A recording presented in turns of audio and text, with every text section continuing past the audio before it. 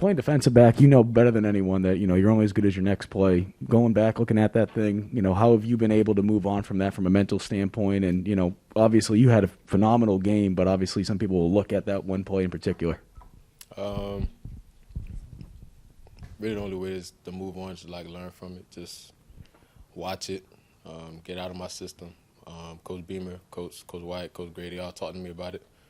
They said that there's room to grow from that, and so I'm just going to flush it down the system like Jalen Hurts said and just move on.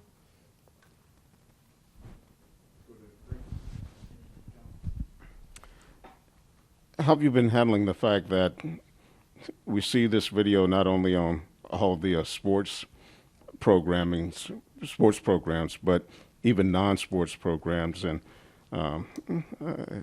for years on down the road, when people are talking about some of the biggest mistakes that happen in college football, they'll probably run that play. How are you handling with all of this negative attention, so to speak? Once again, just learn from it. I'm glad. I hate to say it, I'm glad to be a reference point, but I'm glad that I could be a reference point for other people to run the ball through the end zone. It's unfortunate that happened. It's unfortunate I made that mistake, and that mistake could have cost my team, and I felt very terrible about that. But at this point in time, there's nothing else for me to do but to move on. There's nothing else for my team to do but to move on. I apologize to Coach Beamer, and we're just going to take every step to move on from there.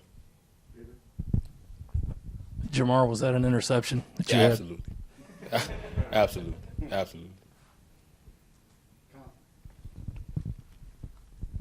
Jahmar, have you seen the GIF of yourself?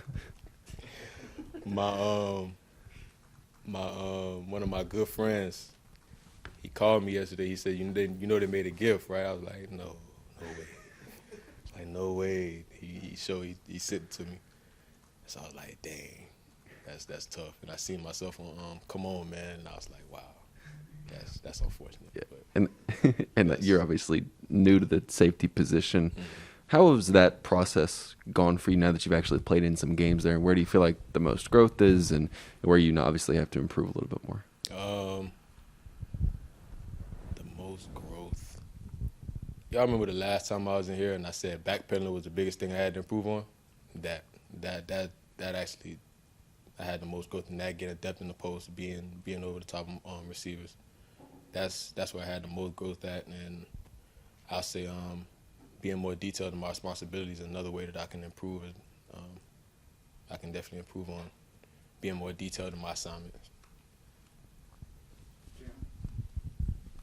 Hey, man, so even after that play, you guys responded. I think Troy got one first down, and then, it was a 3-and-out right after that. What does that speak about the character of the defense and that you guys can respond to adversity? We're a really resilient defense.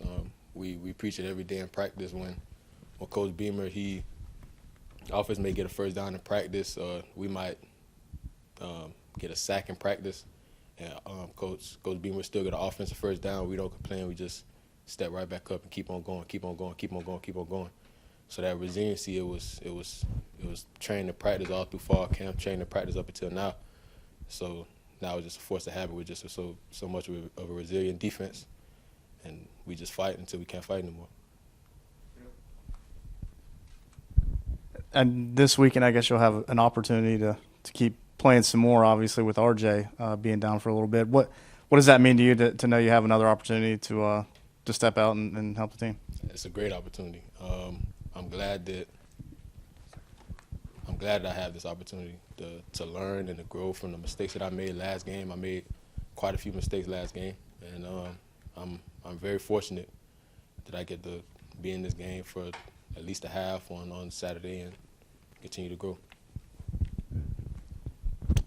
Jahmar, not to belabor it, but like when there is negativity going on, maybe outside of here and within y'all's team, like how easy, if at all, is it to block it out? I mean, is it harder given whatever you want to call it, social media, whatever it is that goes on? I mean, do you have to make like a conscious effort to just sort of disregard it? I mean, do you just kind of let it roll off your back? I mean,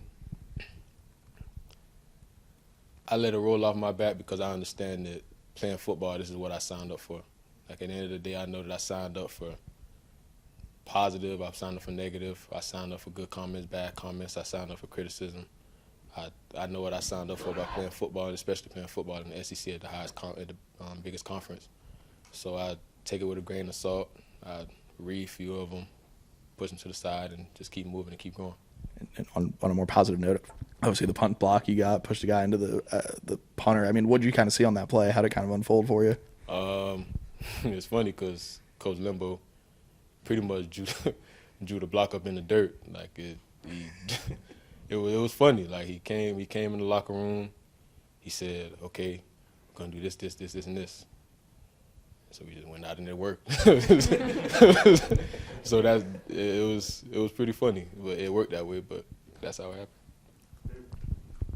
Jahmar, the defense has had multiple takeaways in every game so far. What's the secret? I know they usually come in bunches, but just what is the concentration or what's going on that you guys can get this many every game? A relentless effort and detailing your assignments. I mean, we, Coach White and Coach Gray, all of our coaches really, they preach run to the ball, sprint to the ball, get to the ball no matter what. And once you get there, if the running back has the ball, get a punch. Have good eyes when the ball is in the air when you're playing the receiver. So once again, all that stuff is just trained and practice. It's been trained all through fall camp. It was trained in spring practice. It's been trained every week up until now. And so that's why you see so many turnovers in games.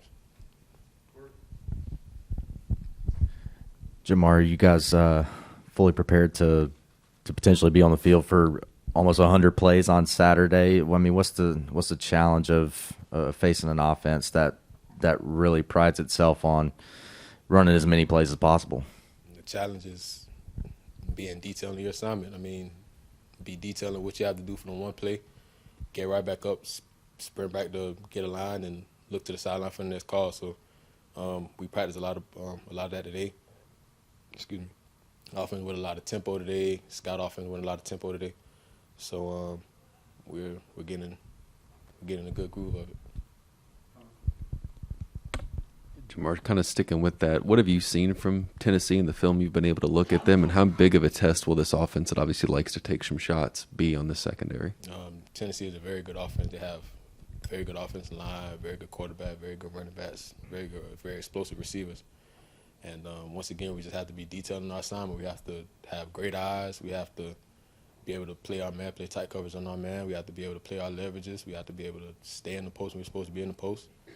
We have to be able to fit the run. So they do a lot on offense, and it's going to be a tough challenge, but it's a challenge that we're up for.